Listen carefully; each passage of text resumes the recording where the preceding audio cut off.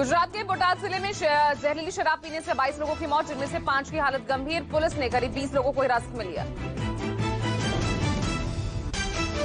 घटना के बाद पुलिस की कई टीमें नभोई गांव में शराब बेचने वालों की तलाश कर रही है। मामले को लेकर एसआईटी गठित, एटीएस कर रही है जांच। आज ईडी करेगी सोनिया गांधी से दूसरे दौर की पूछताछ। पहले 25 जुलाई को होना था पेश, बाद में एक दिन बढ़ाया गया। सोनिया गांधी सुबह 11:30 बजे अपने आवास से निकलेंगी। उससे पहले 11 बजे कांग्रेस के सांसद संसद में गांधी मूर्ति के बाहर करेंगे प्रदर्शन। कांग्रेस ने सभी राज्य इकाइयों से आज शांतिपूर्ण सत्याग्रह आयोजित करने के लिए कहा। ईडी की पूछताछ के विरोध में कांग्रेस कर रही है सत्याग्रह। कांग्रेस ने अपने सभी सांसदों, महासचिव और वर्किंग कमेटी के सदस्यों को दिल्ली में होने वाले सत्याग्रह में भाग लेने के लिए कहा। अखिल भारतीय कांग्रेस कमेटी के वरिष्ठ नेताओं के नेतृत्व में सभी कांग्रेस कार्यकर्ता एआईसीसी दफ्तर में एकत्रित होंगे और केंद्र सरकार के खिलाफ अपना विरोध जताएंगे।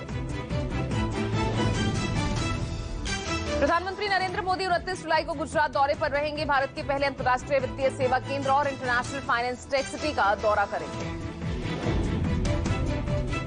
अपनी यात्रा के दौरान पीएम मोदी आईएफएससीए के मुख्यालय भवन की आधारशिला रखेंगे। साथ ही पीएम देश का पहला इंटरनेशनल बुलियन एक्सचेंज लॉन्च करेंगे। दिल्ली के सीएम अरविंद केजरीवाल आज सोमनाथ मंदिर में दर्शन करेंगे। केजरीवाल सुबह करीब 8:30 बजे मंदिर पहुंचेंगे। इसके बाद केजरीवाल राजकोट जाएंगे, जहां दोपहर करीब 12:30 बजे टाउन हॉल मीटिंग को संबोधित करेंगे। साथ ही शहर के व्यापारियों के साथ भी बैठक करेंगे।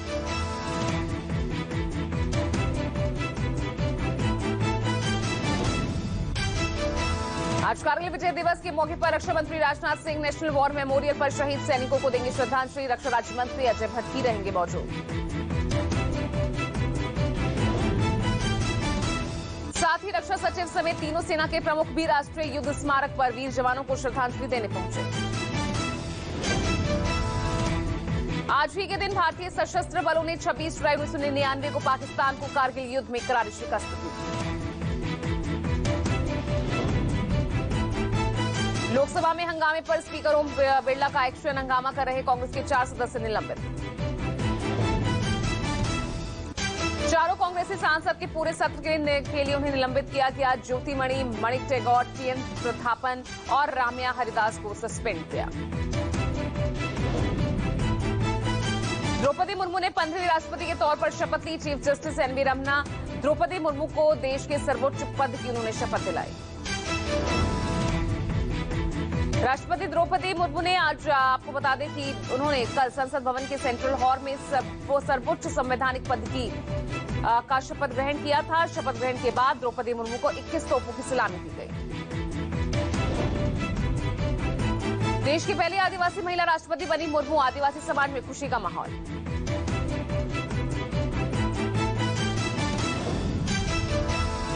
द्रौपदी मुर्मू ने शपथ लेने के बाद कहा, मेरा जन्म ओडिशा के एक आदिवासी गांव में हुआ, लेकिन देश के लोकतंत्र की ये शक्ति है कि मुझे यहां तक पहुंचाया।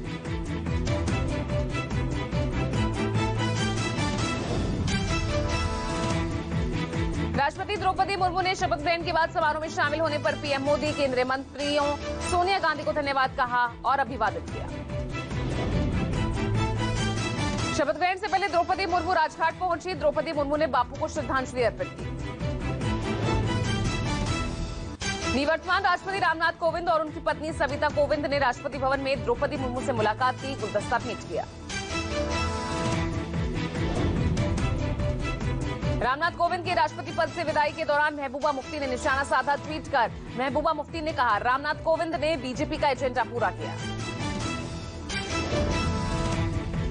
महबूबा मुफ्ती ने कहा, 370 हो या सीए, अल्पसंख्यकों या दलितों को निशाना बनाना हो, रामनाथ कोविंद अपने पीछे एक ऐसी विरासत छोड़ गए हैं जहां भारतीय संविधान को अनेक बार कुचला गया।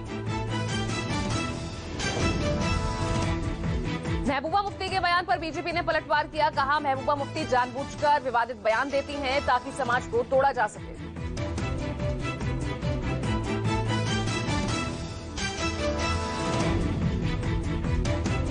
पश्चिम बंगाल शिक्षक भर्ती घोटाला मामले में पार्थ चैटर्जी समेत अर्पिता मुखर्जी को 10 दिन की ईडी रिमांड पर भेजा गया। दोनों 3 अगस्त तक ईडी की रिमांड पर रहेंगे। स्पेशल कोर्ट ने हर 48 घंटे के बाद पार्थ चैटर्जी का मेडिकल चेकअप कराने का भी आदेश दिया है। कल विशेष अदालत में इस मामले की सुनवाई की। राजस्थान में पहली बार किसी कैबिनेट मंत्री की शिकायत राज्य मंत्री से की गई। पूर्व मंत्री गोलमा देवी ने कैबिनेट मंत्री रमेश मीणा पर लगाए भ्रष्टाचार के गंभीर आरोप। राज्य मंत्री राजेंद्र गुढ़ा को ज्ञापन सौंपकर सीएम ने कार्रवाई करने की मांग की है। गोलमा देवी ने कहा कि कैबिनेट मंत्री रमेश मीणा ने भ्रष्टाचार करके घर भर लिया है। गहलोत सरकार में खेल मंत्री अशोक चांदना का ब्यूरोक्रेट और नेताओं की टकराव को लेकर बड़ा बयान सामने है। कहा, इस बात की गारंटी नहीं कि टकराव दोबारा न होगा। अशोक चंदाना ने कहा कि जनप्रतिनिधि और नौकरशाहों के बीच पहली बार टकराव नहीं हो रहा, इससे पहले भी टकराव होते आए हैं। पश्चिम बंगाल के मंत्री और राज्य के पूर्व शिक्षा मंत्री पार्थ चैटर्जी को एयर एम्बुलेंस से भुवनेश्वर एम्स ले जाया गया। एम्स के डायरेक्टर ने कहा, हालत स्थिर है। पार्थ चैटर्जी व्हील चेयर पर सवार दिखे। एयर एम्बुलेंस में एसएसकेएम अस्पताल के एक डॉक्टर और उनके वकील भी मौजूद रहे। ममता के गिरफ्तार मंत्री पार्थ चैटर्जी को हाईकोर्ट ने झटका देते हुए एम्स भुवनेश्वर शिफ्ट करने का निर्देश दिया था। पार्थ एसएसकेएम अस्पताल में ही इलाज कराना चाहते थे। पश्चिम बंगाल के पूर्व शिक्षा मंत्री पार्थ चैटर्जी को 2 दिन के लिए ईडी की हिरासत में भेजा गया था, लेकिन गिरफ्तारी के तुरंत बाद ही पार्थ ने तबियत बिगड़ने की बात कहकर अस्पताल में भर्ती हो गए। पार्थ चैटर्जी करप्शन केस में सीएम ममता ने चुप्पी तोड़ी है। ममता बनर्जी ने कहा कि अगर पार्थ दोषी साबित पाए जाते हैं तो उम्र कैद की सजा दी जाए। ममता ने कहा, सभी व्यक्ति एक जैसे नहीं होते। कहा, मैंने कभी निजी फायदे के लिए राजनीति नहीं की। ममता ने कहा कि एक निश्चित समय सीमा में सच्चाई के आधार पर फैसला दिया जाए। पश्चिम बंगाल शिक्षक भर्ती घोटाला मामला, इस मामले में पार्थ चैटर्जी की करीबी अर्पिता मुखर्जी के बाद एक और करीबी ईडी के रडार पर है। पार्थ की करीबी प्रोफेसर मोनालिसा दास पर अब ईडी की नजर है। बीजेपी नेता दिलीप घोष ने दावा किया, मोनालिसा दास के नाम पर 10 फ्लैट्स रजिस्टर्ड हैं। सूत्रों के मुताबिक मोनालिसा दास से भी ईडी पूछताछ कर सकती है। आज एमसीडी चुनाव को लेकर सुप्रीम कोर्ट में सुनवाई। एमसीडी चुनाव स्थगित करने की याचिका को चुनौती देने वाली याचिका पर सुनवाई। इससे पहले कोर्ट ने समय पर एमसीडी चुनाव कराने को लेकर केंद्र सरकार, एमसीडी और दिल्ली चुनाव आयोग को नोटिस जारी किया था और 4 हफ्ते में जवाब मांगा था। इलेक्शन के दौरान मुफ्त वायदे करने वाले राजनीतिक दलों की मान्यता रद्द करने की याचिका पर आज सुप्रीम कोर्ट में सुनवाई होगी। ये याचिका सुप्रीम कोर्ट के वकील अश्विनी उपाध्याय ने दायर की थी। चुनाव आयोग पहले ही इस मामले में से पल्ला झाड़ चुका है। मनी लॉन्ड्रिंग केस में निलंबित आईएएस पूजा सिंघल की जमानत याचिका पर सुनवाई आज रांची सिविल कोर्ट में होगी सुनवाई। आज लखीमपुर खीरी केस के मुख्य आरोपी आशीष मिश्रा की जमानत याचिका पर इलाहाबाद हाईकोर्ट फैसला सुनाएगा। कोर्ट ने सभी पक्षों की दलीलें सुनने के बाद 15 जुलाई को अपना फैसला सुरक्षित रख लिया था। आशीष मिश्रा पर 3 अक्टूबर 2021 को लखीमपुर खीरी के तिकुनिया में अपनी जीप से किसानों को रौंदने का आरोप है। आज आजम खान के बेटे अब्दुल्ला आजम के 2 पासपोर्ट मामले में होगी सुनवाई। एमपी एमएलए कोर्ट में सुनवाई।